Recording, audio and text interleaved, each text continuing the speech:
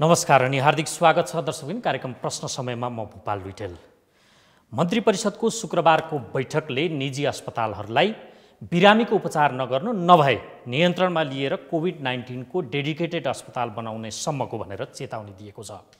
अफिनले अर्थात् association of private health institution नेपालले शुक्रबारै एउटा बैठक मार्फत सरकारले दिएको आदेश कम्तीमा 20% बेड कोभिड-19 का बिरामीको उपचारका लागि राख्नु भन्ने आदेश दिएको छ। त्यो आदेशलाई चाहिँ उसले अहिले कार्यान्वयन गर्न नसकिने खालको आशय व्यक्त गरेको छ।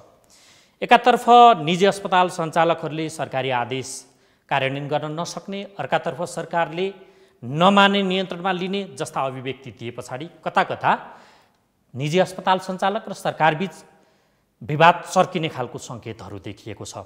यति नै बेला अर्को अवस्था के आएको छ भने मूलतः चैत्र 11 यता नेपालमा जति बेला लकडाउन भयो त्यस यता निजी अस्पतालमा उपचारका लागि पुग्ने बिरामीहरूलाई अस्पतालहरूले भर्नै लिन नमानेको र विभिन्न अस्पताल धाउँदा धाउँदै बिरामीहरूको मृत्यु हुन थालेको छ।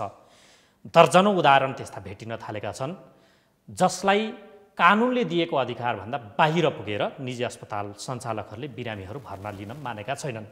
यसको अर्थ के हो? के अब बिरामीहरू उपचार नपाएर मर्ने अवस्था आएको हो त? आज हामी यी र यस्तै सन्दर्भमा रहेर बहस गर्नेछौँ र यो बहसका लागि हामीसँग हुनुहुन्छ association of private health institution Nepal अफिनका सदस्य, उहाँ ग्रिन सिटी अस्पतालका सञ्चालक पनि हुनुहुन्छ लोकबहादुर टन्डन।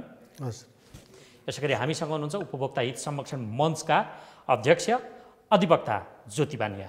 नमस्कार, दुवैजनालाई स्वागत छ। धन्यवाद। सुरुवात म लोकबहादुर टन्डनज्यू तपाईँबाट गरौँ। हजुर, यो सुन्दा चाहिँ अलिक अचम्म लाग्ने तर फेरि भएको त्यही बिरामीको उपचार गर्नु भनेर सरकारले निजी अस्पताल सञ्चालकहरूलाई पटक पटक भन्न थाल्यो। यो भनेको के हो? होइन, निजी अस्पतालहरूले चाहिँ औषधि उपचार गर भनेर चाहिँ सरकारले हस्पिटलहरूलाई भन्नै पर्दैन। किन भन्नु पर्दैन? हस्पिटल खोलिएको त औषधि उपचार गर्नकै लागि हो नि त। अनि औषधि उपचार गर्न भनेर हस्पिटल खोल्ने, अनि औषधि उपचार गर भनेर फेरि सरकारले भन्नुपर्ने, लाइसेन्सै लिइसकेपछि त्यो त भएन नि त। त्यही त सरकारले त्यो पनि भन्नु। सर्वोच्च अदालतले चैत्र 19 गते एउटा आदेश दिएर पनि बिरामीको उपचार गर्दिन भन्न अस्पतालहरूले पाउँदैनन् भनेर त्यो पनि आदेश दियो। यो के हो? यो गन्जागोल बुझिएन के? होइन, यस्तो छ। यो औषधि उपचार गर्नका लागि खोलिएका हस्पिटलहरू भन्नुपर्छ र तपाईँ भन्नुहुन्छ सरकारले आदेश त्यही दिइरहेछ, अदालतले आदेश दिइरहेछ। यो के हो? यस्तो छ, कतिपय कुराहरू एउटाले गल्ती गर्यो भने सबैको गल्तीको सजाय सबैले भोग्नुपर्छ भन्ने चाहिँ होइन। गल्ती मानिसबाट हुन्छ, गर्छन् होला, तर जसले गल्ती गरेको छ त्यस्ता मान्छेहरूलाई चाहिँ कारबाहीको दायराभित्र ल्याउनुपर्छ। मैले यो कुराहरू यहाँहरूलाई विनम्रताका साथमा, अनुरोधका साथमा भन्न चाहन्छु। किनभने अब हस्पिटलमा बिमारी गइसकेपछि औषधि उपचारै नगरेर बिमारीलाई चाहिँ अलाङटालाङ पार्ने, अनि त्यस पछाडि बिमारी नै मर्ने त्यस्तो खालको चाहिँ भएका हस्पिटलहरूलाई त कारबाहीको दायराभित्र त सरकारले ल्याउनु पऱ्यो नि त। अब हस्पिटलले के अरे लाइसेन्स दिने, अनि फेरि त्यस पछाडि चाहिँ औषधि उपचार गर भनेर फेरि सरकारले फेरि बारम्बार त्यही कुराहरू भनिरहनु पर्ने, त्यो कोही तरिका हुन्छ? त्यस्तो पनि हुन्छ तरिका? बिमारी भएर मान्छे हस्पिटल किन जान्छ? त्यही त बिमारी भएर औषधि उपचार जानुपर्ने गर्नको लागि जान्छ। यो सरकारले दिएको आदेश या अदालतले दिएको आदेश चाहिँ अस्पतालहरूले बिरामीको उपचार नै गर्न छोडेछन् ताकि यो आदेश दिन थाल्यो। कसैको आदेश मान्न पर्ने जरुरतै छैन। किन मान्न पर्ने जरुरत छैन? हस्पिटलमा बिमारी गइसकेपछि त्यो आदेश किन चाहिएको छ? हस्पिटलमा त औषधि उपचार गर्ने हो नि त। आदेश किन चाहियो त्यहाँनिर? आदेश दिनै पर्दैन। मेरो भनाइ के हो भन्नुहुन्छ भने, यदि कमी कमजोरी छ भने यहाँनिर कमी कमजोरी भयो भनेर चाहिँ त्यो संस्थालाई हेर्नु पर्यो। कुन हस्पिटलले त्यो किसिमको व्यवहार गरेको छ, ट्रिटमेन्ट गरेको छैन। चैत्र 11 गतेदेखि लकडाउन भइसकेपछि विभिन्न ठाउँमा ज्वरो आएका बिमारीहरूलाई हस्पिटलले नलिने खालको कुराहरू यसभन्दा अगाडि धेरै मिडियाहरूबाट आइसकेका कुराहरू हुन्। कहाँ कहाँ आए, कुन कुन आयो, अनुगमन कसले गर्यो, यो हस्पिटलले गरेन भनेर प्रमाणका साथमा त्यस्ता भेटिएका हस्पिटलहरूलाई सरकारले त त्यतिखेर कारबाही गर्नु पर्यो नि त। भनेपछि आदेश दिनु जरुरी छैन? किन आदेश दिनु पर्यो? हस्, तपाईसँग गर्नु पर्यो। म केही बेरमा आउँछु। म ज्योति बानिज्यू, तपाईँ उपभोक्ता हित संरक्षण मञ्चको अध्यक्ष त हो नै, अर्कोतर्फ तपाईँ अधिवक्ता पनि हो, कानुनको केस्रा खेलाउनुहुन्छ। जानकारीमा भएअनुसार तपाईँ नेपाल मेडिकल काउन्सिलको पूर्व सदस्य पनि हो, एकताका तपाईँ मेम्बर पनि हुनुहुन्थ्यो। यहाँभित्रको अलिकति रौँचिरा केलाउँ भनेर तपाईँलाई यो कार्यक्रममा हामीले आमन्त्रण गऱ्यौँ। मैले उहाँलाई प्रश्न सोधेँ, सरकारले त अस्पतालहरूलाई उपचार गर भनेर उर्दी जारी गर्न थाल्यो, यो के भनेको? त्यो त गर्नै पर्दैन, कामै त्यही हो भन्नुभयो। यो के दिएको त? यो अब फेरि तपाईँ अधिवक्ता अदालतले पनि त्यही भन्नु, यो भइरहेको के हो? हामी ब्रह्म छौँ। एउटा के आम नागरिकहरू अस्पताल झुन्डिया कारणले हामी ब्रह्म छौँ। म अलिकति भोपालजी म प्रष्टै भाषामा भन्न चाहन्छु। उपभोक्ता संरक्षण मञ्चले केही धेरै अगाडिदेखि हामीले के भन्दै आएको छौँ भने अहिले निजी अस्पतालहरू नेपालमा कतिवटा अस्पताल छन् भन्दा एउटा सरकारी अस्पताल छ, टिचिङ अस्पताल छ, सामुदायिक अस्पताल छ, निजी अस्पताल छ। अब निजी अस्पताल नेपालका निजी अस्पतालहरू अस्पताल होइनन्, यिनीहरू साउजीका दफ्तरखाना हुन्। जस्तो मैले भन्दाखेरि के भन्छु भने अब बसन्तको औषधि खाना मेरो लोकजी असल मान्छे हो, तर पनि उहाँले त्यो अस्पताल खोलेर ग्रिन सिटी खोलेर बस्नुभयो हुनाले यो लोकजीको दफ्तरखाना औषधि दवाखाना भनेर चाहिँ भन्ने गर्छौँ हामी चाहिँ। किनभने अस्पताल होइन, हामी झुक्किरहेछौँ। वास्तवमा अस्पताल हुनुपर्ने, अस्पताललाई गर्नुपर्ने व्यवहार भयो कि भएन, म 5वटा कारणले हामीले अस्पताल होइनौँ भन्यो। म तपाईँलाई कारणै भन्न चाहेँ। 5वटा कारणले तपाईँलाई अलिकति अगाडि लिएर गएर 5वटा कारण भन्न दिनु होला मलाई चाहिँ। 5वटा कारणले उहाँ टन्डनजीले जुन भन्दै हुनुहुन्छ, तपाईँले भर्खरै अफिनको नाम लिनुभयो, के नामले लिनुभयो, यी चाहिँ दवाखाना हुन्, यी औषधि अस्पताल होइनन्। दवाखाना बसन्तको दवाखाना, उपेन्द्रको दवाखाना, मेरो टन्डनजीको दवाखाना हुन्। त्यो भनेको के दवाखाना? यसको मतलब के हो भने जुन अस्पतालले जुन व्यवहार गर्छ नि उपभोक्ताप्रति, त्यो व्यवहार त्यहाँ छैन। कसरी? तपाईँले एउटा मात्रै भने भूकम्प गयो 62 सालमा, भूकम्प गइसकेपछि 72 सालमा भूकम्प गइसकेपछि के भयो भने उहाँहरूले त्यही अफिन जुन नाम लिनुभयो, हामी कहाँ कोही भूकम्पबाट मान्छे आउँछ भने 50,000 रुपियाँ हामी कहाँ नहालेकोसम्म हामी ट्रिटमेन्ट गर्दैनौँ भन्ने भयो। हामी कराउँ, झगडा गऱ्यौँ, आदि इत्यादि गऱ्यौँ।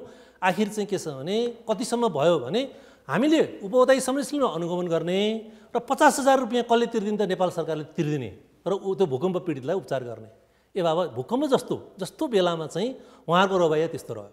त्यहाँबाट हामीले अस्पताल बनियो, यो के हो त भन्न थाल्यो। उपभोक्ताप्रति गर्ने व्यवहार हेर्नुहोस्, यो अहिलेको महामारी जस्तो थियो त्यो बेलामा त्यही हो नि त है। त्यो पनि त के छ भने यो त विपद हो नि त। त्यो विपदको बेलामा त्यस्तो गरियो। त्यसपछि हामी लगतै के आयो भने भट्टाभट भ्याट लिन थाल्यो। यसो कानुन हेऱ्यो, म त कानुन विद्यार्थी पनि, उपभोक्ता संरक्षण मञ्चले अध्ययन गर्दाखेरि भ्याट लिने व्यवस्था त छैन। सेवा शुल्क पनि हामी माथि लिएको छ, भ्याट पनि लिएको छ। ल भ्याट किन लियो भनेर चाहिँ के छ भने त्यो बेलाको वाणिज्य विभागको एउटा कुमार दाहाल भन्ने एकजना हुनुहुन्थ्यो, महानिर्देशक हुनुहुन्थ्यो। उहाँलाई हामीले चाहिँ के छ भने गऱ्यौँ, अनुगमन गर्दाखेरि भट्टाभट भ्याट ल्याएको छ। यो भ्याट त कसरी लिन पाइन्छ भन्ने बित्तिकै महानिर्देशक सरुवा गरेर छडिदिनु भयो उहाँहरूले। त्यो अहिले पनि फाइभ त्यो के छ भने दफन गरेर राख्नु भएको छ। त्यो खोल्ने बित्तिकै बाबा अनुचित रूपले लिँदै अनुचित लाभ त गर्नुहुन्थेन, त्यस्तो स्थिति बन्यो। त्यति मात्र नभएर निजी अस्पतालले के गरे अहिले भने निजी अस्पतालले डक्टर राख्दैन, बाहिरबाट डक्टर हायर गर्छ र 72,000 रुपियाँमा के छ भने कतैबाट उपचार हुन्छ भने उसले 7,20,000 रुपियाँसँग ल्याएको देखिया छ हामीले। उपभोक्तामाथि लुट्छ। हेर्नुहोस्, त्यहाँ त उपभोक्ता जानु भनेको बत्तीमा पुतली झुम्मे जस्तो हुन्छ। अनि राम्रो अस्पतालहरूमा कति क्याटेगोरीमा के छ भने एउटा उहाँहरूको गर्व के छ भने बाबा हामीले त बङ्गाल के अरे ब्याङ्कक पुऱ्याउनु पठाएनौँ नि त, हामीले त दिल्ली पठाएनौँ नि त, हामीले यहीँ उपचार गरेका हौँ नि त भन्ने छ। तर विडम्बना के छ भने त्यहाँ चाहिँ चुसेर त्यो के छ भने त्यो उहाँहरूको भाषामा, प्रष्ट निजी अस्पतालको भाषामा यो माल कतिको रहेछ, माल हामी उपभोक्ता माल भनिदिएको छौँ। माल हामी माल निजी अस्पतालको लागि, टन्डनजीको लागि म माल हो। यो माल बनाउनु पाइन्छ उपभोक्तालाई? माल हो उहाँहरूको लागि चाहिँ। उहाँहरूको भाषा हेर्नुहोस् त, माल कतिको माल आएछ हेर्नुहोस्। म टन्डनजीलाई लाग्ला, अलिकति समाजसेवी मान्छेहरूलाई अलिकति चित्त दुख्नुपर्छ। उपभोक्ता उहाँको लागि माल हो, माल वस्तु हो। कतिको माल आएछ, यसको स्थिति कति रहेछ, नम्बर 1। अब जब कोभिड आयो उहाँ अहिले भन्नै पर्दैन, जति ऊ गरे पनि पुरै सटडाउन गरेर बस्नु भएको छ। हेर्नुहोस्, यहाँ छिर्नको लागि त्यो आरडिटी होइन, ऊ त्यहाँभित्र छिर्नलाई चाहिँ मैले पिसिआरै गर्नुपर्छ। अस्पताल छिर्नलाई। बाबा अहिले हेर्नुहोस्, यस्तो बेलामा के भन्नुहुन्छ उहाँ, मेरो टन्डनले के भन्नुहुन्छ भने उहाँ अफिमको सदस्य पनि हो, दायित्व छ। म साउजीको क्लब भन्ने गर्छु, यो दवाखानाका साउजीको क्लब भन्ने गर्छु। क्लबले अहिले के तोक्यो भने यी क्लबवालाहरूले के छ भने के तोक्यो भने अब त्यसपछि गएर चाहिँ अहिले के छ भने ल हामी यो नेपाल मेडिकल एसोसिएसनलाई अगाडि राखेर हामी चाहिँ यसो गरौँ भनेर उहाँहरूले साथ बुझी दिनु भएको छ। साथ बुझी सायद उहाँले इमान्दार साथ भनिदिनुहोस् के छ भनेर। जबकि त्यो अरू के साथ बुझी छ भन्नेमा मान्छे चाहिँ सार्वजनिक हुनु पनि पर्दैन। जुन उहाँको अफिमको अध्यक्ष हो उहाँ सार्वजनिक हुनु पनि पर्दैन, तपाईँले भेट्नु पनि पाउनुहुन्न। बरु तपाईँ केपी ओलीलाई हाम्रो मेरो आदरणीय के छ भने प्रधानमन्त्रीले भेट्न सक्नुहुन्छ, उहाँलाई भेट्न सक्नुहुन्न। तर त्यसरी दवाखाना चलाइरहेको छ। अर्को दवाखाना भन्नुको पछाडि के हो भने अफिमको सदस्य हो नि उहाँ। ग्रिन सिटीको कहिलेदेखि नवीकरण बन्द भएको ल भन्नुहोस् त, कहिलेदेखि नवीकरण छ देखाउनुहोस् त उहाँलाई। दवाखाना किन भनेको छु मैले भने कुनै पनि संस्था चलाउनको लागि, यो कम्पनी चलाउनको लागि नवीकरण गर्नुपर्छ। एकपल्ट परीक्षणको लागि लिएको लाइसेन्स सधैँ लगाए काम हुँदैन। कुनै अस्पताल यस्ता छैनन् जसले त्यो के नवीकरण गरेर चलाओस्। तर मैले तपाईँलाई सोधेको बानीज्यू, अर्को भुवालजी, अहिले मैले सोधेको चाहिँ विषय बरालियो कि भन्ने चिन्ता। अहिले भर्खरै ढाँट्न मिल्छ, यत्रो इमान्दार मान्छेलाई ढाँट्न मिल्छ अन्टनी जस्तो मान्छेले? म खालि उहाँको ह्याड चाहिँ के छ भने यो अस्पताल सञ्चालक मात्रै होइन, ग्रिन सिटीको अध्यक्ष मात्रै होइन, उहाँ त सामाजिक कर्मी पनि हो। एउटा मान्छे 7 ठाउँ अस्पताल के छ भने लिएर जाँदाखेरि भर्ना गरेर म भर्ना गर्दिनँ भनेर मर्न बाध्य पार्ने, आखिर अस्पताल हो नि त्यो त।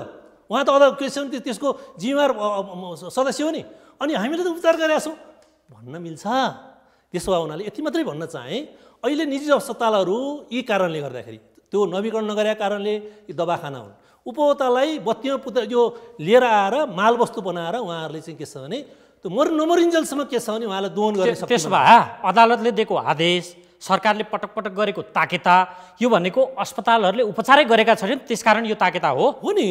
त्यो त उहाँ भन्दै हुनुहुन्छ होइन न, उपचार भइरहेछ भन्नुभयो त। सचिन तैपनि दवाखानाबाट अस्पताल हुन्छन् कि भनेर अझ पनि के छ भने घसघसाउने काम हो। म यति मात्रै भन्न चाहेँ भुवालजी, उहाँहरूलाई दवाखानाबाट।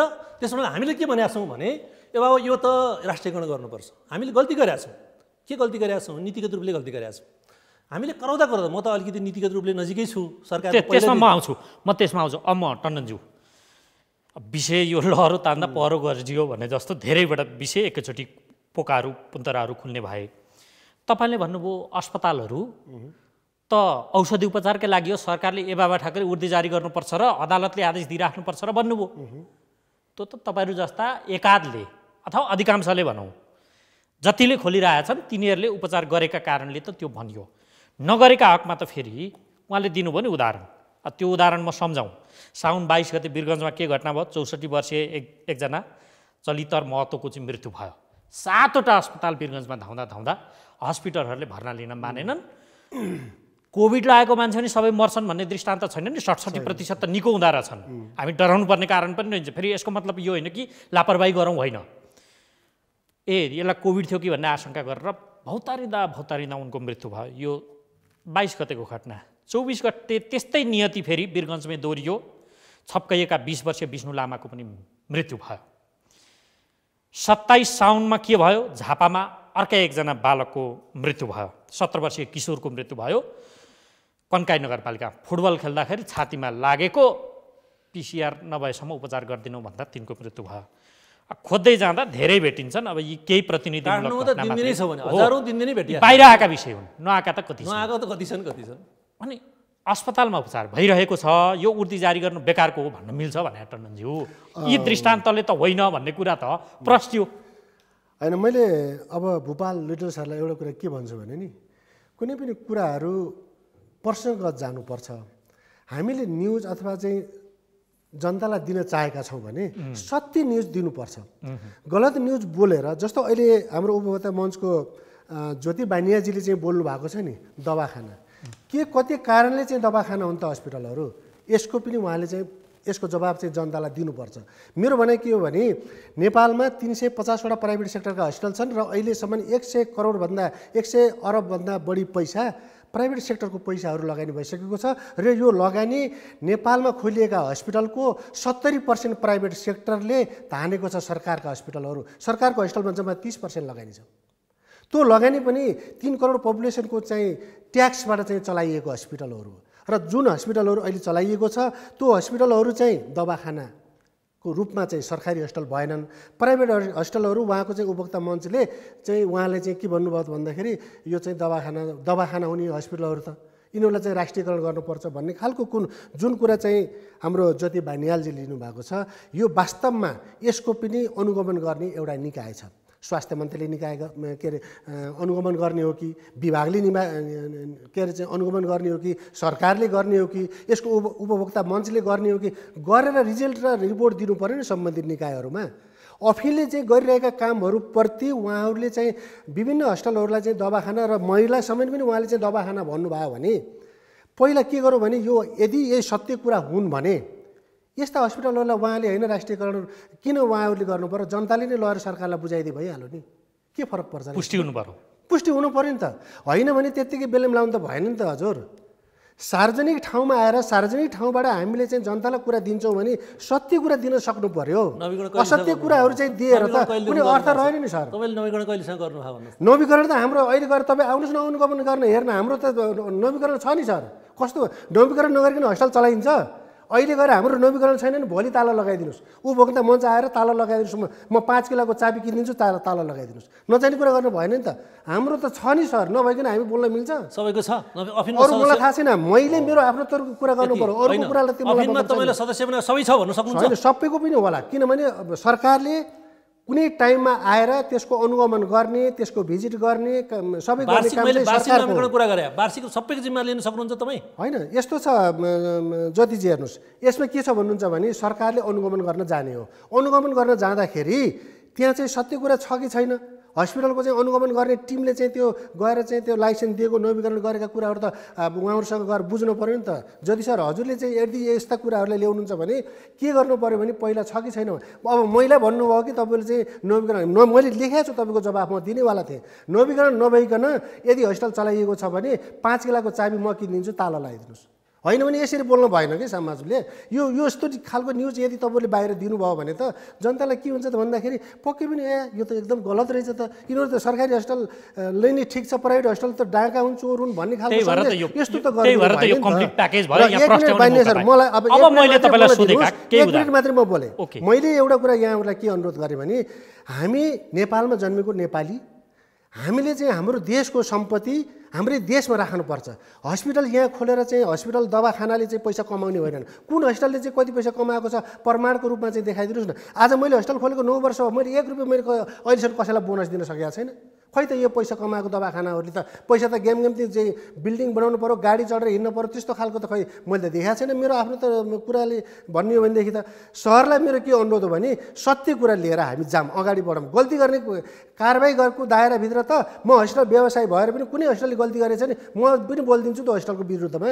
किन बोल्दिनँ? गल्ती गरेछ भने 7-7 जना मानिस त मर्यो त पछिल्लो यो सर। काठमाडौँमा मरेर काठमाडौँ त मरेका छैनन्, तर मरे कहाँ त नेपालमै मरे। अफिनका सदस्य त पक्कै होला नि ती हस्पिटलहरू। मैले भन्छु यो कुरालाई हो। अब यो किसिमको काम गर्दै गर्दा 7 जना मान्छे मरे, त्यो हस्पिटलले किन चाहिँ त्यो मार्यो भनेर सरकारले त्यसलाई चाहिँ तुरुन्तै इन्भेस्टिगेसन गरेर त्यो कारबाहीको दायराभित्र ल्याएर त्यहाँको चाहिँ प्रशासन चलाउने मान्छे हस्पिटलहरूलाई त कारबाहीको दायराभित्र लानु पर्यो नि त। ए बाबा, एउटा आलु कुन्दा सबै आलु गनाउने भयो भनेर आरोप लाग्छ। तिनीहरूले गर्दा हामी पनि बदनाम भयौँ, खबरदार कारबाही गर भनेर जुलुस निकाल्दा भयो नि त तपाईले दबाब दिँदा यो बेलामा कसरी चाहिँ जुलुस निकाल्न जान्छ? उदाहरण भनेको लाछडी कुरा गरे दबाब दिँदा भयो नि। सुन्नु, अहिले कोभिड-19 यस्तो महामारी भएको बेलामा चैत 11 गतेदेखि हामी चाहिँ अहिले आज चाहिँ भदौ 6 गते गइसकेका छौँ होइन। यो दिनसम्म आइपुग्दा हामीले कति दुःख भोगेका छौँ होला। दबाब दिँदा भयो नि त, कारबाही गर। हामी उपचार गर्नका लागि खोलेको संस्थालाई सरकार उपचार गर भन्न थाल्यो, अदालतले भनिसक्यो, हामी त बडो डङडङ्ती गनाउने अवस्थामा पुगिसक्यो। तिनीहरूले बदनाम गरे, तिनलाई कारबाही गर, दबाब दिउँ न। होइन, हामीले त्यो कुरा भनिसक्यो। स्वास्थ्य मन्त्रालयमा पनि यो कुराहरू हामीले चाहिँ बारम्बार राखिराखेका छौँ। हजुर, यसलाई के गर्नुपर्छ भन्दाखेरि हजुर उपभोक्ता मञ्च जो अहिले हाम्रो चाहिँ ज्योति बानिया सर आउनुहुन्छ, उहाँ एडभोकेट पनि हुनुहुँदो रहेछ। हजुर, ठिक छ। उहाँहरूले चाहिँ कानुनका दायराहरूलाई निकालेर जानु पर्यो, अगाडि बढ्नु पर्यो। यहाँनिर गल्ती छ, यसको गल्ती छ भनेर भन्न सक्नु। मैले त्यो सोध्दैछु, उहाँहरूले त गर्नुहुन्छ, तपाईँहरूको दायित्व चाहिँ तपाईँहरूले खबरदारी दबाब नदिने, तिनलाई कारबाही गर भनेर। होइन, हामीले त भने आउला नि सर, सम्बन्धित निकायमा जिल्लामा चाहिँ पक्कै यो त तपाईँहरूको लागि मौका पनि हो नि त, यो प्लेटफर्म सार्वजनिक मञ्च। ल, यो हाम्रो चाहिँ एसोसिएसनबाट अस्ति पनि यस विषयमा हामीले चाहिँ यो कुरा गरेको छौँ। यदि गल्ती चाहिँ गरिएको छ भने यस्ता गल्तीका दायराभित्र हामी कसैलाई पनि सपोर्ट गर्नु हुँदैन। गल्ती गर्ने मान्छेलाई त्यो हस्पिटल बन्द गराइदिने हो कि होइन, अथवा चाहिँ त्यो कारबाहीको दायराभित्र लाने हो कि त्यो त गर्नुपर्छ भनेर त हामी त बोलेका छौँ। त त्यो भन्नुहुन्छ तपाईँहरू। अर्कोतिर हेर्नुहोस् है, अब यो नियतमाथि मैले प्रश्न उठाउन खोजेको होइन। प्रवृत्ति के देख्यो भने सरकारले हिजै मात्र मन्त्री परिषदको निर्णय के छ, उपचार गर्न नमान्ने अस्पताललाई नियन्त्रणमा लिने र डेडिकेटेड कोभिड अस्पताल बनाउँछौँसम्मको पनि चेतावनी दिइसक्यो। एकदम राइट छ त्यो कुरा। प्रवक्ताले सार्वजनिक रूपमा घोषणा गरिसक्नु भयो, सरकारको प्रवक्ताले। हिजै मात्रै भर्चुअल मिटिङ तपाईँहरूको बस्यो अफिनको। हामीले त पदाधिकारीलाई नि बोलाउन ताकेता गरेका हौँ, आइदिनै मान्नु भएन, पन्चिदिनु भयो है यो कार्यक्रममा। पटक पटक ताकेता गरौँ, कोही होम आइसोलेसनमा, कोही कता को कता। तपाईँ आइदिनु भयो, खुसी छौँ हामी। अफिनले के भन्छ भन्दा सरकारले त्योभन्दा अगाडि के निर्णय गर्यो, कम्तीमा 20% बेड छुट्याउ है कोभिडका लागि पनि भनौँ। त्यसलाई कता कता अफिनको विज्ञप्तिले के आशय दिन्छ भन्दा त्यो हामी मान्दैनौँ। हेर्नुहोस् है, यो बेला परिस्थिति यस्तो बन्दैछ, मानिसहरू होम आइसोलेसनमा पनि छन्। सरकारको तथ्याङ्कले त्यही भन्छ नि, हस्पिटलमा ठाउँ नभएर। तपाईँहरूको अस्पतालमा नर्मल अवस्थामा अपरेसन हुने र उपचार हुने बिरामीको सङ्ख्याभन्दा करिब एक चौथाइ हाराहारी मात्रै अहिले उपचार भइरहेको अवस्था छ। एकदम ओभरअल एभरेज देशभरिको कुरा गर्दैछु म। 100% अरू बेला उपचार हुन्थ्यो भने अहिले करिब 25% को उपचार भइरहेछ। कमसेकम 20% त बेड छुट्याउ भन्दा त्यो पनि नमान्ने सरकारलाई सहयोग जस्तो भयो त यो। एकातिर सरकार उपचार गर पनि भन्छ, अर्कोतर्फ बेड पनि छुट्याउन्न, यो अलिक मिलेन कि? मलाई सोध्नु भएको जवाफ हो, म तपाईँलाई सोध्दैछु। मलाई सहिलो हुन्छ। म पनि त्यसमा थपिदिएँ भने मलाई सहिलो ल बताउनु। म भोपालजी मार्फत उहाँलाई के भन्न चाहेँ भने उहाँहरूको लाइसेन्स लिने बेला अस्पतालको जुन पहिलो एकपल्ट पछि धेरैले नभइकन गर्नुभएको छैन, उहाँले त गरे भन्नुभएको छ। नेपाल सरकारले गरेको निर्णय मान्नेछु भन्ने कुरो कागजमा लेखा हुन्छ, त्यहाँ लाइसेन्समा यो पछाडिपट्टि लेखा हुन्छ। अब नेपाल सरकारले के भनेर निर्णय गर्यो भन्दा कोभिडको लागि तिमीले 20% भएको, अब 100 बेड उहाँको ग्रिन सिटीकै 100 बेड जस्तो लाग्छ है मलाई, 100 बेड चाहिँ छ, 100 बेडमा तिमीले 20% बेड चाहिँ तिमीले छुट्टाएर राख, यानि कि 20 बेड छुट्टाएर राख भन्ने कुरा छ। उहाँहरू अहिले पनि म मान्छु भने पनि वास्तवमा उहाँहरू 20 बेड छुट्टाएर राख्न अहिले पनि उहाँ मेरो टन्डनजी के छ भने जब इमान्दार, त्यो भित्रको इमान्दार व्यवसाय, स्वच्छ व्यवसाय मानिएको मान्छे उहाँ पनि राख्न तयार हुनुहुन्न, अहिले पनि राख्न तयार हुनुहुन्न। म तयार हुनुहुन्छ भने म सल्युट गर्छु, अहिले पनि मान्न राख्न तयार हुनुहुन्न। उहाँले लाइसेन्स लिँदाखेरि होइन, नेपाल सरकारको के छ भने निर्णय फेरि यो यो सामान्य निर्णय होइन, उसले निर्णय नै गरेर 20% छुट्याउ भनेको छ। अब म मान्दिनँ भनेपछि त्यसपछि गएर यदि मैले फेरि पनि तपाईँले त्यही भने तपाईँहरू दवाखाना होइन भन्ने कुरा प्रमाणित, यो होइन भन्ने कुरा प्रमाणित र मलाई चाहिँ के छ भने 100%, 1000% झुटो मान्छे हो भनेर बनाउनको लागि त्यो नेपाल सरकारको निर्णय मानिदिनुहोस्। त्यो त झुटो होस् नि त भनेर भन्नलाई। यदि तपाईँहरूले मान्नु भएन भने त मैले जे भने, हामीले जे भने उपभोक्ता संरक्षणमा तपाईँ दवाखाना हो है, त्यो के छ भने तपाईँ त के छ भने यो उपभोक्तालाई जसरी पनि के छ भने बत्तीमा पुतली जस्तो गरेर घुइँ घुमाउने चाहिँ दवाखाना हो भन्ने र हो, त्यो बनाउने हो नबनाउने हो भने तपाईँले मानिदिनु पऱ्यो, यहाँ भन्नु पऱ्यो मान्छु। अरू नमाने पनि ग्रिन सिटीले मान्छ भनेर भन्नु पऱ्यो तपाईँले। त्यसपछि म दवाखानाबाट अस्पताल भइन्छ त। आफूले लाइसेन्स लिँदाखेरि कुरा नमान्ने, अनि त्यसपछि होइन म त अस्पतालै हुँ, मैले जे गरेँ त्यही हुन्छ दुनियाँ भन्न त पाइन्न। त्यस हुनाले म यति मात्रै भन्न चाहेँ, हामीलाई दवाखानाबाट होइन हामी अस्पताल हौँ भनेर बनाउने हो भने नेपाल सरकारको निर्णय मान्नु पऱ्यो। फेरि यस्तो बेलामा, यस्तो पेन्डेमिकको बेलामा चाहिँ के छ भने यो तपाईँहरूले यसो भन्न पाइन्छ? टन्डनज्यू ओके, प्रश्नमाथि प्रश्न थपियो। एकदम ठिक छ। मैले चाहिँ जवाब चाहिँ छोटकरीमा चाहिँ के दिने भयो भन्दा, जस्तो नेपाल सरकारले अहिले चाहिँ 20 बेड 20 बेड 100 बेडलाई 20% छुट्टा भनेर भनेको छ। हामीले चाहिँ के भनेका छौँ भन्दाखेरि 20 बेड हस्पिटल चाहिँ छुटाउँदाखेरि नन कोभिड र कोभिड बिमारीलाई एकै ठाउँ राखियो भने पेट्रोल हालेर चाहिँ आगो जलाउँदा जति सजिलो हुन्छ र पेट्रोल नहालेको ठाउँमा आगो लगाउँदा अलिकता ढिलो हुन्छ। एक्जाम्पलको रूपमा यहाँहरूले के बुझ्नु पऱ्यो भने 20 बेड छुटाउनुको ठुलो कुरा होइन, तर यसले के गराउँछ त भन्दाखेरि सामुदायिकमा धेरै मान्छेहरू चाहिँ इन्फेक्टेड भएर भोलि बिहान चाहिँ त्यो सबै हस्पिटलभरि चाहिँ सबै बिमारी हुने, डक्टरहरू पनि बिमारी हुने, त्यहाँ आएका अस्पताल के लागि हो भने त्यही सुन्नुहोस् न, त्यसैको जवाब म दिँदैछु। त्यसैको लागि त म भन्दैछु त, त्यस भएको हुनाले 20% त्यसरी चाहिँ छुट्याउनु भन्दा रोगबाट उपचार गर्न लाग्यो हो कि 100 बेडका हस्पिटल 5वटा मिलेर 5वटा हस्पिटल मध्येले एउटा हस्पिटललाई चाहिँ कोभिड हस्पिटल बनाएर चलाउँदाखेरि सरकारले मान्ने कि नमान्ने, यस विषयमा त हाम्रो त स्वास्थ्य मन्त्रालयसँग त कुराकानी भइराखेकै छ। यो कुरा तपाईँहरू त्यसरी लानुहुन्छ भने हामी रेडी छौँ भनेर त सरकारले भनेको कुरा पनि छ। र तपाईँले एउटा कुरा के बुझ्नु पऱ्यो ज्योति सर, हामीले यसरी चाहिँ तपाईँहरूले चाहिँ भनेअनुसारले चाहिँ काम गऱ्यौँ भने हाम्रा घरका परिवारदेखि लिएर सबै बिमारीहरू इन्फेक्टेड भएर हामीले सबैलाई चाहिँ आइसोलेसनमा राख्नुपर्ने र त्यहाँ काम गर्ने डक्टर, स्टाफ, नर्स, त्यहाँका चाहिँ वार्डेनहरू सबै बिमारी भएर चाहिँ तपाईँको चाहिँ भोलि आइसोलेसनमा राख्नुपर्ने हुन्छ। त्यस्तो नगराउने, कोभिड नभएका बिमारीहरू त कमसेकम चाहिँ हस्पिटलमा जाँदाखेरि त सुरक्षित तरिकाले त भोलि बिहान तपाईँ नै हुनु होला, केही चाहिँ तपाईँको चोटपटक लगाएर तपाईँ हस्पिटल जानु पऱ्यो भने तपाईँलाई पनि त ओहो त्यहाँ त कोभिडका बिमारीहरू छन्, म जाँदाखेरि मलाई पनि सर्ने हो कि भन्ने खालको तपाईँलाई पनि डर नहोस् क्या। हामीले भन्न खोजेको कुरा के हो भने सरकारसँग यस विषयमा हाम्रा कुराहरू भइरहेका छन्। हामीले चाहिँ सरकारलाई साथ नदिने भनेका छैनौँ, सरकारलाई हामी साथ दिन्छौँ, तर कसरी भन्दाखेरि मिलेर गरौँ। जस्तो कतिपय हस्पिटलहरू तपाईँको अहिले बन्द भएका अवस्था छन्, जनमैत्री हस्पिटल बन्द छ, तपाईँका चाहिँ सरकारको चाहिँ अनुदान लिएका हस्पिटलहरूले अहिलेसम्म चाहिँ बिमारी नराखेर त्यत्तिकै बसिरहेको छ। प्राइभेट हस्पिटलहरूले त 1 रुपियाँ अनुदान ल्याएका छैनन्। सरकारको लागि चाहिँ सेवाको काम गरिदिएका छन् र बाहिर जाने पैसालाई नेपालमा रोकेका छन्। 700 करोडभन्दा बढी पैसा चाहिँ विश्वमा तपाईँको चाहिँ यो नेपालबाट चाहिँ प्रत्येक वर्ष बाहिरिन्छ। त्यो पैसा चाहिँ यदि तपाईँको औषधि उपचार नेपालले गरिदिएन भने त त्यो सबै पैसा त बाहिर जान्छ त। त्यसले चाहिँ हाम्रो अर्थतन्त्रलाई कहाँ लान्छ ज्योति सर, तपाईँले यो कुरालाई पनि अलिकति बुझिदिनु पर्यो। अर्थतन्त्रलाई यदि यो देश बनाउने हो भने तपाईँ हामी सबैजना मिलेर यो देश बनाउनेतिर लागौँ, बिगार्नेतिर होइन। हाम्रा बाबुबाजेले गाउँमा जाने बाटो खनिदिएका थिए र आज हामी चिल्ला गाडी लिएर जान सक्ने भएका छौँ।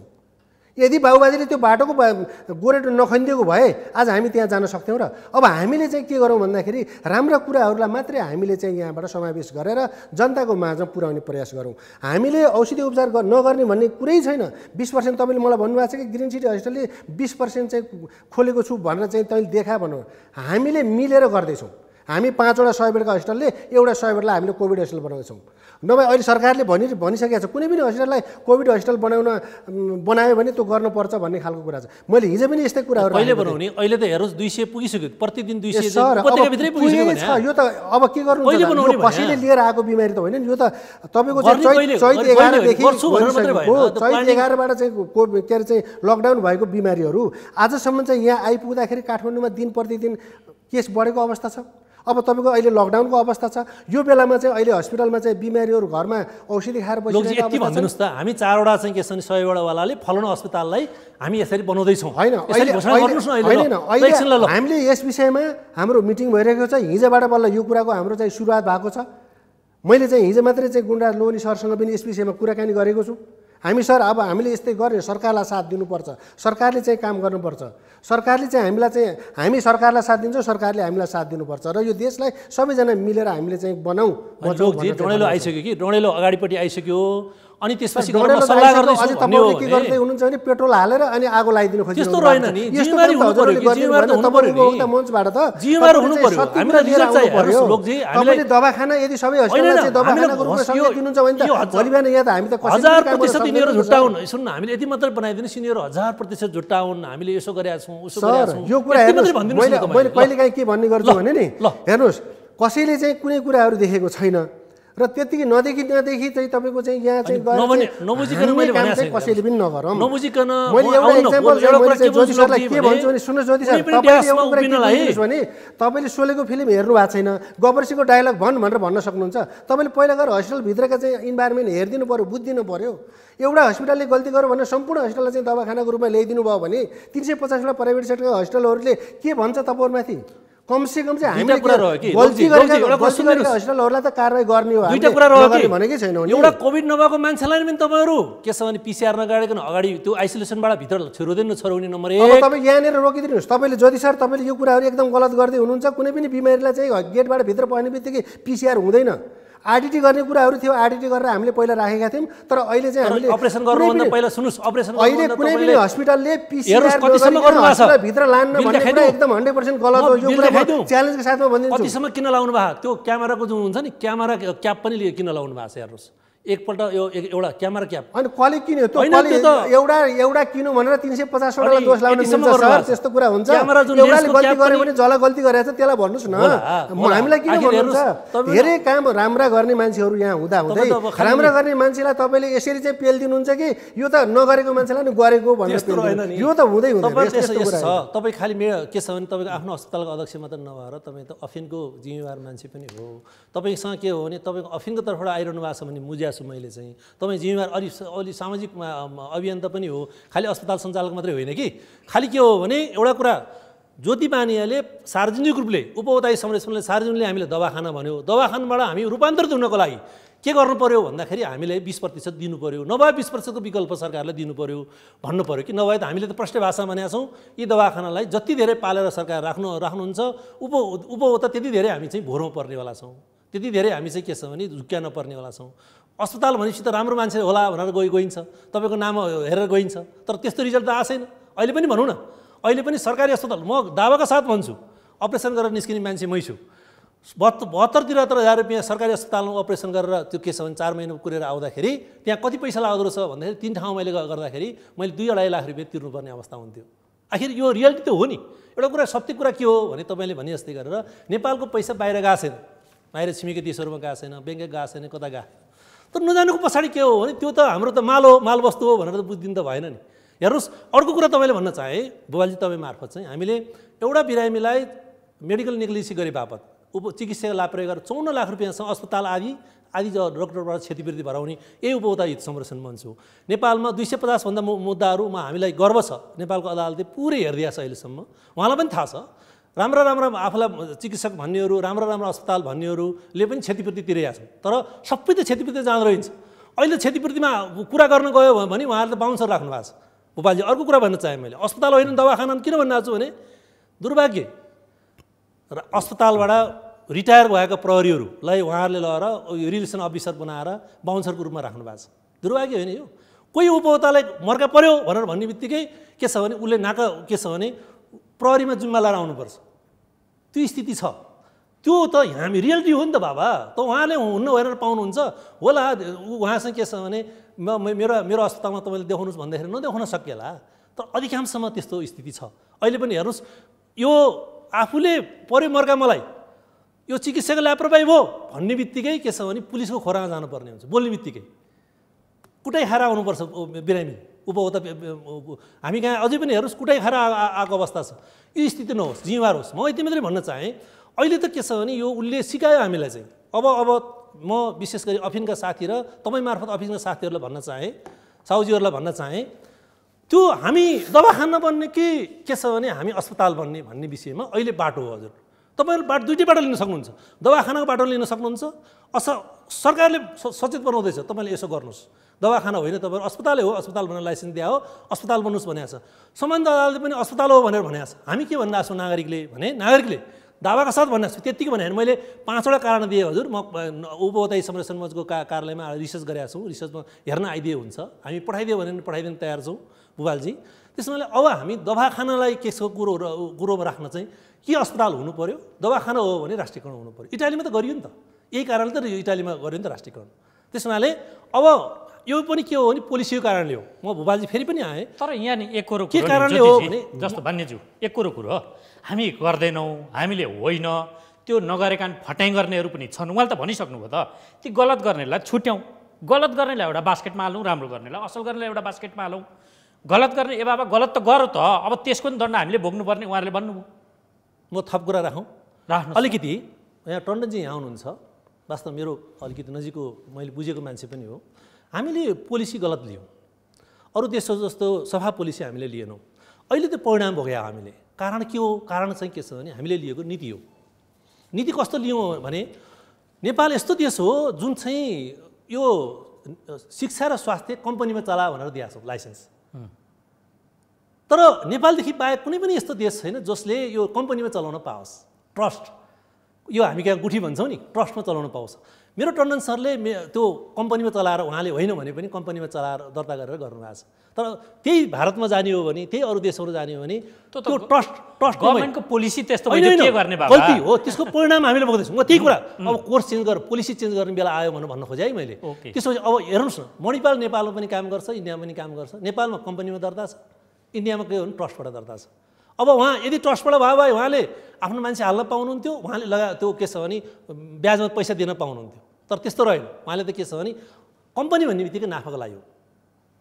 नाफामा उहाँहरू इमान्दार छ। के हो भने भित्र कुरा मैले लगानी गरेको छु, मैले रिटर्न पाउनुपर्छ, चाहे त्यो उपभोक्ताले जहाँसुकै ल्याएर तिरोस्। फेरि के हुँदो रहेछ भने मान्छे अप्ठ्यारो परेपछि सबै कुरा यो सम्पत्ति केही हुँदो रहेछ, सबै त्यहाँ छोड्न तयार छ।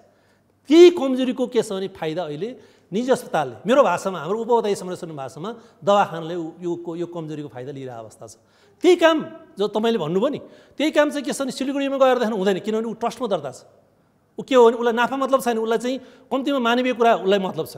त्यस हुनाले म यति मात्रै भन्न चाहेँ, यो परिणाम के को लागि भोग्दैछौँ हामी भने गलत नीतिको लिएको कारणले, शिक्षा र स्वास्थ्यमा गलत नीतिको लिएको कारणले हो। तालुकाले बताओस्। अब उहाँहरूलाई चाहिँ जस्तो एउटा त उहाँले राम्रो कुरा पनि बताउनु भयो। इभन सरकारले भर्खरै हिजो एउटा निर्णय नै गरिसक्यो, जुनसुकै बेला पनि डेडिकेटेड कोभिड हस्पिटल भनेर तोक्न सक्छ निजीलाई पनि भन्ने निर्णय नै गरिसक्यो। यो के कारणले भन्दाखेरि उपचार गर्न बिरामीको नमानेका कारण भन्ने प्रवक्ताले बताइसक्नुभयो अर्थमन्त्रीले। एउटा संविधानको धारा 35 जुन संवैधानिक हक अन्तर्गत पर्छ, त्यसले के भनेर छ भने प्रत्येक नागरिकलाई राज्यबाट आधारभूत स्वास्थ्य सेवा निःशुल्क प्राप्त गर्ने हक हुनेछ र कसैलाई पनि आकस्मिक स्वास्थ्य सेवाबाट वञ्चित गरिने छैन भनेको छ। धारा 35 मैले सम्झाएँ, तपाईँ अधिवक्ता। यहाँ के भयो, सरकारी अस्पतालमै उपचार नपाएको भनेर विराटनगरमा एकजना पीडितले आफ्नो बुबाको मृत्यु भयो भनेर उच्च अदालतमा मुद्दै हालेको अवस्था पनि आयो। यो कनेक्सन नि, यो धारा 35 यता अदालतमै अब राम्रो उपचार भएन त्यसकारण मृत्यु भयो, बाँच्ने अवस्थाको हुँदाहुँदै पनि भनेर मुद्दा हाल्नुपर्ने अवस्था, यसलाई हामी कसरी बुझ्छौँ? यसको के हुन्छ, यसको उपचारको हक के हुन्छ यसमा? दुईवटा, एउटा त क्षतिपूर्तिको हक उसले पाउँछ, उपभोक्ता संरक्षणको दफा 50ले उसले यदि त्यसरी उसले जबरजस्ती डिनाइ गरेछ भने क्षतिपूर्तिको हक उसले क्षतिपूर्ति पाउँछ एउटा। अर्को प्रहरीमा गयो भने चाहिँ हामी कहाँ फौजदारी अपराध संहिताले चाहिँ कसैले कुनै अस्पतालमा गएर डिनाइ गर्यो भने चाहिँ प्रहरीमा खबर गर्ने बित्तिकै त्यो चाहिँ फौजदारी मुद्दा हुन्छ। दुईवटा हुन्छ, एउटा क्षतिपूर्तिको हक पनि पायो, उपभोक्ता संरक्षणको दफा 50 पाउँछौँ। र एउटा कुरा के हो भने हामी कहाँको यही परिणाम, हामीले के परिणाम भयो, कारण के हो, यो जुन परिणाम भयो यसको कारण के हो भने समस्या त्यही भयो कि सरकारी अस्पतालमा चिकित्सक, राम्रो चिकित्सक त्यहाँ काम गर्नुहुन्छ, उहाँ कहाँ पार्ट टाइम गर्नुहुन्छ, एकछिनलाई कल्पना। म प्रश्न भाषा भने नि त, टिचिङभन्दा पछाडि मेरो टन्डनजीको चाहिँ के छ भने अस्पताल छ, के छ भने अगाडि पनि टिचिङ छ, टिचिङमा काम गर्नुहुन्छ, बाँकी रहेको त चिकित्सकले त समय नै हो, उहाँ कहाँ दिनुहुन्छ। अनि त्यहाँ नजाने बित्तिकै कतै न कतै के छ भने उता त्यहाँ त स्वाभाविक रूपले जाने भयो, त्यहाँ उसले 70,000 रुपियाँ गर्थ्यो भने त्यहाँ चाहिँ 2.5 लाख रुपियाँ तिर्नुपर्ने, यति मात्रको फरक न हो, उपचार पाउने कुरा न हो। यो कारणले गर्दाखेरि सकभर के हो भने यहाँ चाहिँ नो रिफरल, के रिफर गर्न नपाइने, डिनाइ गर्न नपाइने हुँदाहुँदै पनि के छ भने डिनाइ भइरहेको अवस्था छ। यो पनि हामी भित्र पसिसकेको अवस्था छैन। त्यो त भित्र अब कुनै समय कालान्तरमा यो मौलिक हक हो नि त, मौलिक हक त कसै बेला छिन्न नपाउने हक हो। अहिले त के हो भने कसको कारणले समस्या भइरहेछ त्यो पनि भन्दा राज्य भन्ने बित्तिकै अहिले सरकार हो भनेर बुझियो। सरकार भन्ने बित्तिकै के हो भने स्थानीय यो 753 वटा सरकार हो। उहाँहरू के भन्नुहुन्छ भने ल यो त म स्थानीय सरकारले चलाएको अस्पताल हो र म प्रदेश सरकारले चलाएको अस्पताल हो र म चाहिँ के छ भने उसले चलाएको अस्पताल हो र म त निजी अस्पताल हो भन्नुहुन्छ उहाँहरू।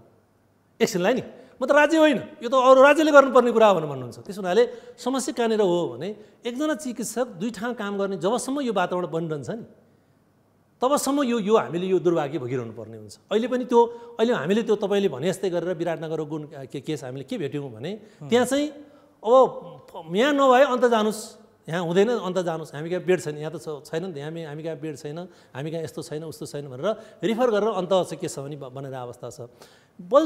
निजी अस्पतालको नाममा हामीले बल्छी थापिरहेछौँ। ओके, ठिक छ। म टन्डनज्यू, अब उहाँले बताएको चित्रलाई नि यदि 100% सत्य मानिदिने हो भने त मृत्युमा पनि बार्गेनिङ भइरहेको छ यहाँ।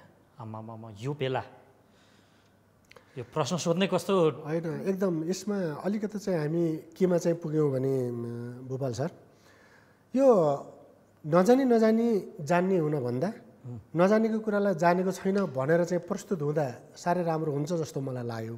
र अहिले ज्योति बानिया सरले जुन किसिमको चाहिँ कुरा गरिरहनु भएको छ, उहाँ उपभोक्ता मञ्चको एउटा चाहिँ अध्यक्षको हैसियतले, संरक्षणको मञ्चको हैसियतले उहाँले बोलिरहनु भएको छ यो कुरा। उहाँले जस्तो के भनिरहनु भएको छ भन्दाखेरि प्राइभेट सेक्टरमा काम गर्ने डक्टर र सरकारीमा काम गर्ने डक्टरहरूले चाहिँ त्यसरी चाहिँ डिभाइड गरेर काम गरेका छन्। जस्तो प्राइभेटमा काम गर्ने डक्टरहरूले सरकारी हस्पिटलका बिमारीलाई लिएर आएर अब कमाए होइन। अब त्यसको विषयमा म चाहिँ यहाँहरूलाई चाहिँ के चाहिँ अनुरोध गर्छु भने कुनै पनि हस्पिटलसँग हामीले अहिले चाहिँ हस्पिटल यो अफिनसँग बसेर स्वास्थ्य मन्त्रालयसँग कुराकानी गर्दाखेरि सबैले रेट दिने होइन, वेबसाइटमा रेट राख्ने। अहिले हामीले हस्पिटलको भित्र गेटभित्र पस्नुभयो भने हामीले बडापत्र टाँसिदिएर राखेका छौँ। रेट कति छ भन्ने कुराहरू सार्वजनिक सबै यो उपभोक्ता मञ्चले पनि आएर चाहिँ कमसेकम चाहिँ एकचोटि आएर ग्रिन सिटी हस्पिटललाई चाहिँ अवलोकन गरिदिनुहोस्, तपाईँहरूलाई मेरो विनम्र अनुरोध छ। र त्यहाँ आएर तपाईँहरूले चाहिँ अनुगमन गर्दाखेरि तपाईँले हस्पिटलका स्टाफहरू हस्पिटलका कर्मचारीलाई सोध्नु भने त राम्रो भनिदिन्छन् नै। तपाईँले त्यहाँ सोध्ने कसलाई हो भन्दाखेरि पेसेन्ट र भिजिटरहरूलाई हो।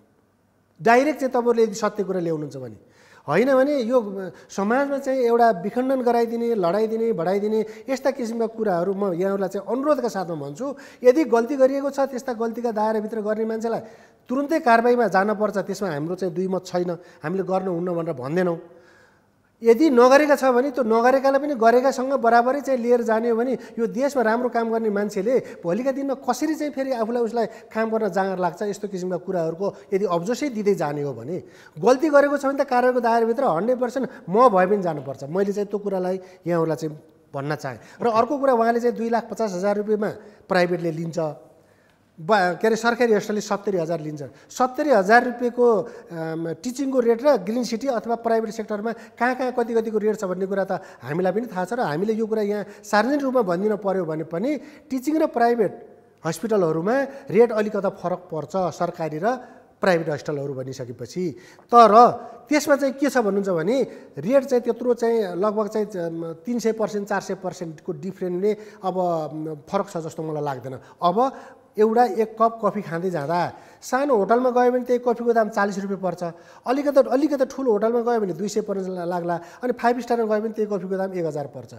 कसैले सुविधा चाहिँ लिन्छु, म राम्रो खान्छु, म पैसा छ मैले तिर्छु भन्न जान्छ भने हामीले कसलाई रोक्न सक्छौँ? यहाँ छन् ठुला हस्पिटलहरू नभएका होइनन्।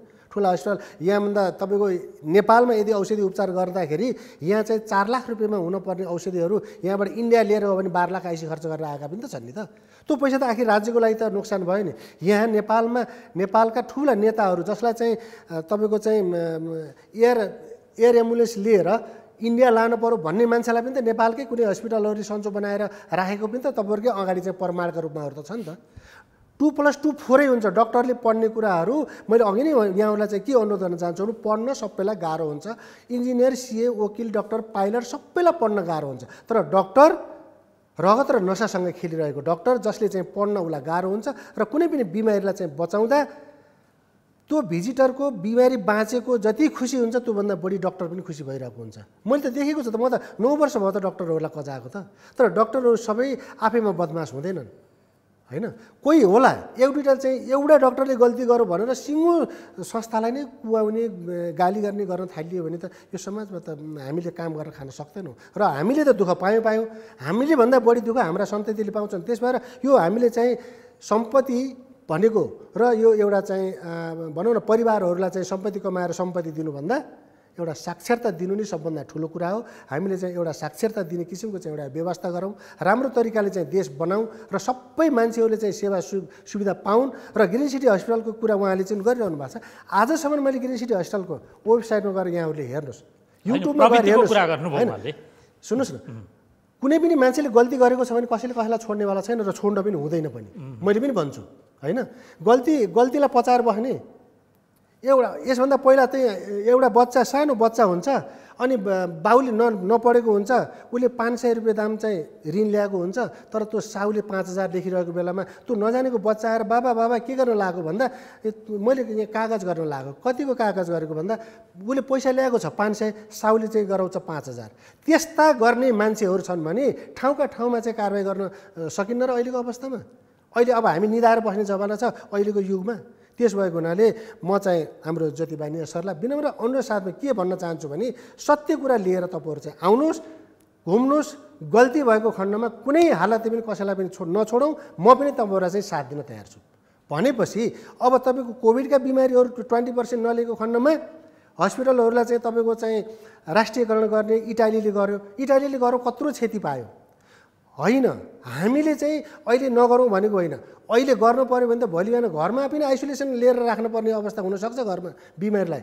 अहिलेको अवस्थामा के गरौँ भन्दाखेरि अहिले अझै त्यति महामारी नआइसकेको अवस्थामा कमसेकम 20% बिमारी 5वटा हस्पिटल मिलेर एउटा 100 बेडको कोभिड हस्पिटल बनाइदिउँ, त्यो अरू 4वटालाई सुरक्षित राखौँ न एकछिनलाई। भोलि बिहान भोलि तपाईँ पऱ्यो भने त त्यो 4वटाले पनि नराखी सुख छँदै छैन।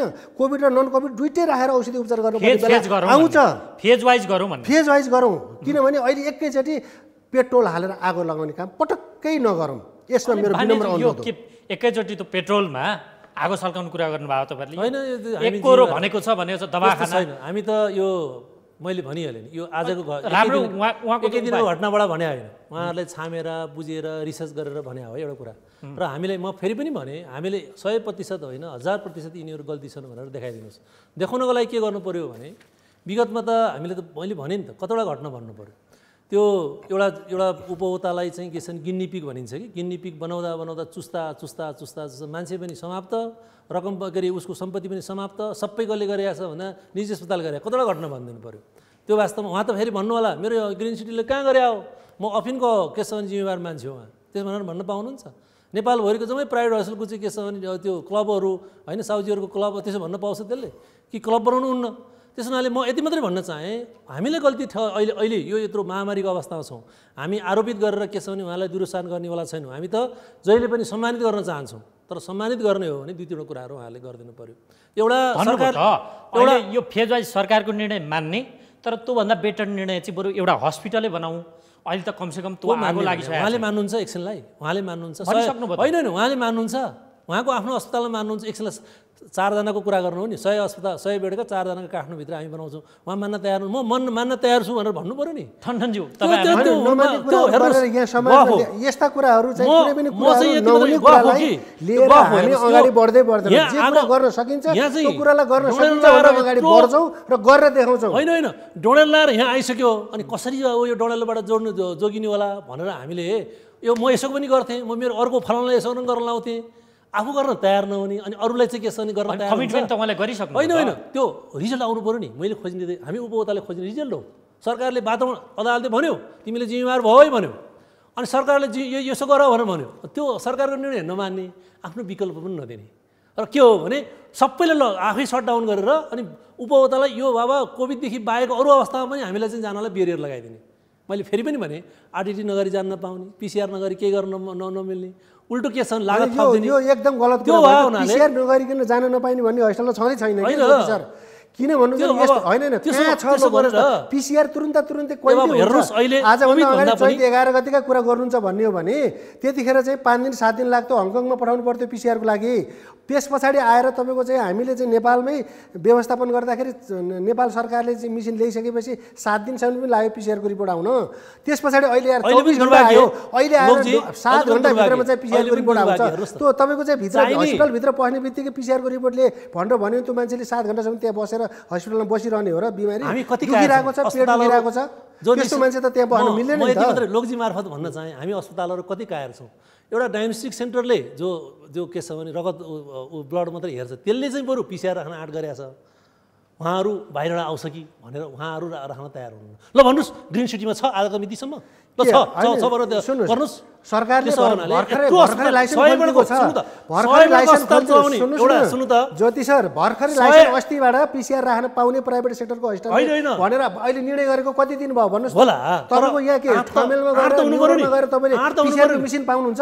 हामीले त सुरुवात गरिसक्यौँ त। हाम्रो चाहिँ पिसिआर मेसिन ल्याउनको लागि पहिला स्वास्थ्य मन्त्रालयबाट स्वीकृति ल्याउनु पर्यो नि त। उपरवालाले हेर्नुहोस् लोकजी, हामीले उपरवालाले साथ दियो, भूकम्प पनि साथ दियो, दिउँसो आइदियो, के गरिदियो। अहिले पनि के छ भने अन्तिममा सबै ठाउँ यो डडल लगाइसकेपछि बल्ल पस्दैछ। यत्रो समय साथ दिँदा पनि उहाँ त के छ त्यही स्वास्थ्यलाई हो नि जिम्मा लिएर बस्यो, म गर्छु भनेर बस्यो हो नि, म त होइन। त्यत्रो समय दिँदाखेरि पनि पिसिआर मेसिन कति ठाउँ छन्, कुनै प्रकारको कतिवटा प्राइभेट हस्पिटल छन्, होइन नले किनभने यहाँ पिसिआर ल्याउने बित्तिकै त्यहाँ आफै छेराउने काम हुन्छ। यस्तो नियतबाट कहिले पनि चल्दैन। त्यस हुनाले म यति मात्रै भन्न पाएँ, एकदमै सबैको तर्फबाट जुम्ला हात गर्न चाहे लोकजी। तपाईँ मार्फत चाहिँ के छ भने यो अफिनका साथीहरूलाई, तपाईँका चाहिँ मित्रहरूलाई, तपाईँहरूलाई अहिले पनि यो उपभोक्ता संरक्षण सम्बन्धले हामीले दवाखाना भन्यो, हामी अस्पताल बनौँ भनेर अस्पताल बन्नलाई देखाउनुहोस्। रिजल्ट चाहियो कि मुखले त मैले अघि नै तपाईँलाई यो कुरा भनिसकेँ सर। तपाईँले यसरी चाहिँ दवाखानाको सङ्केत दिनुभयो भने रिजल्ट गरिरहेका मान्छेहरूलाई मिल्दैन। मैले चाहिँ ज्योति सरलाई के अनुरोध गर्छु भने भोलि बिहान सबै हेर्नुहोस्, पृथ्वीमा हामी जन्मिँदाखेरि हामीले लिएर आएको त सास हो। तपाईँ हामीले पाएको नाम त 11 दिनका दिन पण्डितले बर र पिपलको पातमा लेखेर पाइएको नाम हो। राम्रो काम गऱ्यो भने राम्रो नाम र नराम्रो काम गऱ्यो भने नराम्रो नाम लिएर जानुपर्छ। भएको हुनाले हामी राम्रो काम गर्न लागिरहेका छौँ। तपाईँहरूले बिचमा बसेर जुन किसिमको एउटा भिलियन खेल्ने काम गरिरहेको छ, यो तपाईँहरूको मेरो तर्फबाट त सिधै मैले भिलियन भने किन भिलियन भने यस्तो किसिमको काम 1000% उठाउनु भनेर हामीले होइन एकदम यसमा सुन्नु प्रत्येक निजी अस्पतालमा यो पिसिआर मेसिन राखिदिनुहोस्। होइन पिसिआर मेसिन तपाईँको ठमेलमा गएर भर्खरै आजको भोलि पिसिआर मेसिन किन्न पाइने हो र त्यसको पनि त प्रावधान होला नि। त्यसको पनि सरकारले हेर्नुहोस् कति समय लाग्यो भन्नुहोस् सरकारलाई राख्नलाई नि। पहिला त तपाईँ आफैले भन्नुभयो हङकङ पुऱ्याउनु पर्थ्यो, अहिले त पुरै के छ भने म प्रत्येक नेताले भन्दा सबैले एउटा कुरा के राम्ररी बुझिदिनुहोस् भने नि, हामीले गर्नुपर्ने कुराहरूलाई आजै भर्खरै चाहिँ ठमेलबाट मेसिन किनेर लिएर पाइने भए त हामीले अहिले भर्खर लिएर राख्थ्यौँ। त्यसको लागि प्रोसेस हुन्छ, हामीले चाहिँ निवेदन हाल्नु पर्यो। त्यस पछाडि सबै कुरा 7 महिना भइसक्यो। हेर्नुहोस् त 7 महिना अस्ति भर्खर त बल्ल प्राइभेटले राख्न पायो भनेको बल्ल 10 दिन क्रस गरेको 7 महिना भइसक्यो। 7 महिनाको कुरा किन गरिदिनुहुन्छ? सरकारले प्राइभेटले राख भनेको 10 दिन भयो बल्ल। त्यो 10 दिनभन्दा अगाडि हामीलाई चाहिँ प्राइभेटलाई दिएको छैन, राख्न पाइँदैन भनेर हामीले पाउँ त भन्न सक्नुहुन्न तपाईँले खै त त्यो कुराहरू होइन, बुझेको तपाईँले पुरै पाउनु- नबुझी अगाडि बढ्नुहुन्छ अनि कहाँबाट यस्ता कुराहरू म नजिक छु हेर्नुहोस् सर तपाईँले एकदम भन्नु पर्यो तपाईँले 100% गलत हुनुहुन्छ यो कुरामा। म तपाईँलाई ठोक्काका साथमा भन्न सक्छु, कानुनी रूपमा भन्न सक्छु, यो सरकारले चाहिँ PCR मेसिन राख भनेको 10 दिन होइन, कसरी होइन। निजी क्षेत्रले राखेको छ नि अहिले पनि त्यही त निजी क्षेत्रले राख भनेको जम्मा 10 दिन सरकारले अहिले भनेको पनि बल्ल। राखेको छ नि कति भयो समय अनि तपाईँको चाहिँ पहिला त सरकारी हस्पिटलहरूलाई टिचिङलाई टेकुलाई अनि तपाईँको चाहिँ वीर हस्पिटललाई पाटन हस्पिटललाई मात्रै दिएर अरू बाहिरका चाहिँ प्राइभेट कसले राख्न पाएको थियो। अहिले त तपाईँको चाहिँ 45 मिनटमा चाहिँ बुटोलमा तपाईँको PCR को रिपोर्ट आउने मेसिन आइसकेको छ प्राइभेटले राख्ने भनिसकेपछि हामी पनि तयारी छौँ, हामी पनि गर्छौँ अहिले भनेको। यति मात्रै भनिदिनुहोस् न म यो सर बल्ल 10 दिन भएको छ के गर्नुहुन्छ तपाईँको चाहिँ अहिले लकडाउन प्लानिङ त के होला नि त भने प्लानिङ त होला नि त केही सर के तपाईँको यहाँ अहिले चाहिँ सबै यातायातहरू चाहिँ प्लेनहरू उडिया छन् सबै तपाईँले अर्डर गर्ने बित्तिकै सामान आउन सक्छ। स्थिति के छ तपाईँले बुझ्नु भएको छैन त अहिलेको अवस्थामा। एकदम तपाईँ एउटा कुरा के बुझ्नु पर्यो भने जति सर सत्य कुरा गरौँ कि हामी सत्य कुरा असत्य कुराहरू गरेर समाजलाई लडाउने भडाउने किसिमको त्यस्तो काम गरियो रहेन। भने यो समाज कहिले पनि अगाडि बढ्न सक्दैन। यस्तो छ यो सत्य कुरा के हो हजुर भने नेपालमा निजी अस्पतालहरूले जसरी हामीले उपभोक्ताले अपेक्षा बिरामी उपभोक्ताले अपेक्षा गरेका छौँ त्यो अनुसारको तपाईँहरूले चाहिँ के छ भने 100 गरौँ न अब अन्त्यमा। म यति मात्रै भन्न चाहन्छु यति मात्र जन्मा अहिले अब यो अर्कालाई अम्लो ठड्याउनु त सजिलो हुन्छ बान्यज्यू, आफैतिर 4वटा अम्लो छोडिन्छ, एउटा अम्लो उता ठड्याउँदा। उपचार नपाएर छटपटिएका बिरामी जसले मर्नु पर्यो तिनीहरूलाई उपचार गराउनका लागि उपभोक्ता भनेको त संसारभर विभाजित हुन्न, कुनै न कुनै रूपमा उपभोक्तै हो। तपाईँहरू 5-7 चिराउनुहुन्छ उपभोक्तावादी। ती उपभोक्तावादीहरूले त्यो उपचार नपाएर छटपटिएको बिरामीलाई उपचार गरेर अकालमा मृत्यु हुनबाट जोगाउनका लागि कतिवटा अस्पतालमा भनसुन गरिदियो, दबाब दियो ताकि उसले नयाँ जीवन पायो। यो चाहिँ गरिदियो। यो यतातिर जाउँ त अनि म कार्यक्रम पुग्याउँछु। यति मात्रै भन्न चाहेँ जति ऊ आएको छन्, जति ब्रेकिङ भएर बाहिर आएको छन् त्यसको पछाडि उपभोक्ता संरक्षण मञ्चको साथीहरू हुनुहुन्छ, अन्यथा नहोस् है मेरा साथीहरू पक्का छ। यसमा त तपाईँले कुन वीरगञ्जको कुरा गर्नुहुन्छ भने केसी लामेछन्, भलै त्यो उपभोक्ता अधिकार कर्मी उतापट्टि पत्रकार होला, वकिल होला आदि दबावले गर्दा धेरैको उपचार पनि भयो, बाहिर आएको छ। यति नभए भए त्यो अहिले पनि अन्डर द कार्पेट हुन्थ्यो, नर्मलाइज भइसक्यो। त्यसमा म मानौ एकछिन उदाहरण, म सामान्य कुनै मानौ चेस्ट पेन मात्रै भएर म कुनै अस्पताल पुगेँ एकछिन लागि म वीरगञ्ज, मलाई अरू केही लक्षण देखिएको छैन, अस्पतालले उपचार गर्न मानेन, मैले उपभोक्तावादीलाई भने मेरो उपचार त्यहाँ हुन्छ। त्यस्तो मात्रै नभएर अहिले त प्रत्येक जिल्लाको सहायक सिडिओलाई अहिले उपभोक्ता यो संरक्षण ऐन चलाउन अधिकार दिएको छ। यति मात्रै भन्न चाहेँ यदि उपभोक्ता अधिकार कर्मी भेटिएन हो एउटा कोही चाहिँ पत्रकार होला, कोही वकिल होला, कोही अधिकार कर्मी होला आदि इत्यादि होला, तर के हो भने सहायक सिडिओलाई यो उपभोक्ता अधिकार के छ भने उपभोक्ता संरक्षण अनुसारको निर्देशन अधिकार तोकेको छ। सहायक सिडिओलाई मात्रै खबर गरे पनि पुग्छ। त्यहाँ पनि किन यो ब्रेकिङ भएर आयो भने तिनी साथीहरूले भेटेका कारणले हो। एउटा कुरा भलै सरकारको आदेश मानेको छैन, सिडिओ अब रह्यो यो ठुलो कुरो त के हो भने यो त निजी क्षेत्र अनि अस्पतालहरू जिम्मेवार भएपछि त्यो कुरै आउँदैन थियो। तपाईँहरूको दबावका कारण मानिसहरूले चाहिँ उपचार पाउने व्यवस्था भयो त होइन अहिले त यहाँ त अफिमको ध्यान पुगेन मानौ, यसो गरौँ तपाईँहरूको दबावका कारण मानिसले उपचार पायो त। अहिले पनि सहायक स्टुडियोले भेटेसम्म उपभोक्ता अधिकार कर्मीले भेटेसम्म छोडेको छैन सर। यति मात्रै भोपालजी अब के हुन्छ अब चाहिँ के हो यति मात्रै भन्न चाहेँ मैले, निजी क्षेत्र अहिले प्रष्ट भाषा भने आज जसरी जिम्मेवार हुनुपर्ने थियो, हामी नागरिकले जस्तो जिम्मेवार खोजेका थियौँ, उहाँहरूले यति लगानी गरेका छौँ भनेपछि त्यो लगानी अनुसारको नाफालाई हेरेर भएन कि कतिपय ठाउँ नाफा हेर्नु भएन।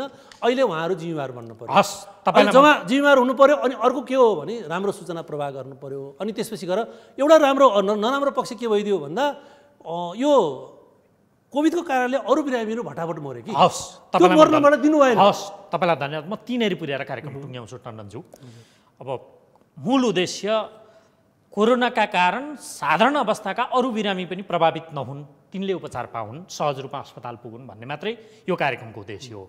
यहाँ कसैलाई तुस पर्ने गरी यो कार्यक्रमको उद्देश्य त्यो हाम्रो उद्देश्य नै होइन, नियत नै होइन।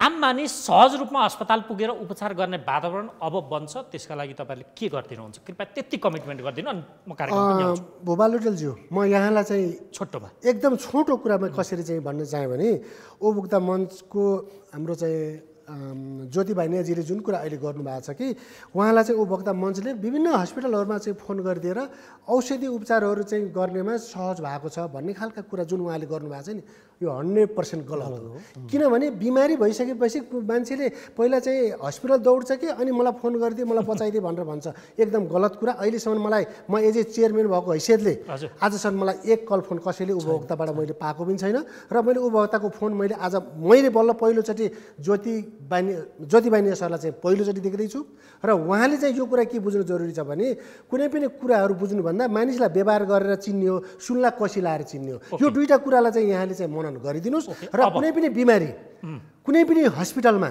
जान्छन् भने त्यो हस्पिटलको दायित्व हो, त्यो हस्पिटलले त्यो बिमारीलाई चाहिँ इन्भेस्टिगेसन गर्नुपर्छ। त्यसलाई पिसिआर गर्ने चाहिँ गेटबाट चाहिँ जाने बित्तिकै पिसिआरको कुरा उहाँले निकाल्नु भएको छ, त्यो 100% गलत हो। आइसोलेसनमा राखिन्छ बिमारी, आइसोलेसनमा राखिसकेपछि कोभिड र नन नर्मल अवस्थाको मान्छेलाई पहिला चाहिँ पिसिआर चाहिँ गराउन जरुरत हुँदैन। एकछिन चाहिँ आइसोलेसनमा राखिसकेपछि उसलाई पिसिआर गराउनु पर्ने अवस्था देखिएको खण्डमा पिसिआर गराएर त्यस पछाडि कोभिड भयो त्यसको लागि के गर्ने र भएन के गर्ने, त्यस विषयमा हामीले चाहिँ पक्कै पनि यो काम गरेका छौँ। अप्ठ्यारो छ भने नि सहजीकरण अब एकदम 100% सहजीकरणको साथमा अहिले नेपालमा खोलिएका प्राइभेट सेक्टरका हस्पिटलहरूले कुनैले पनि यस्तो किसिमको व्यवहार गर्न पाइने छैन। गरेका छन् भने तिनीहरू कारबाहीका दायराभित्र उपभोक्ता मञ्चको चाहिँ ज्योति बानियाजीको निर्देशनमा जानुपर्छ। म यही भन्छु। हस्, धन्यवाद।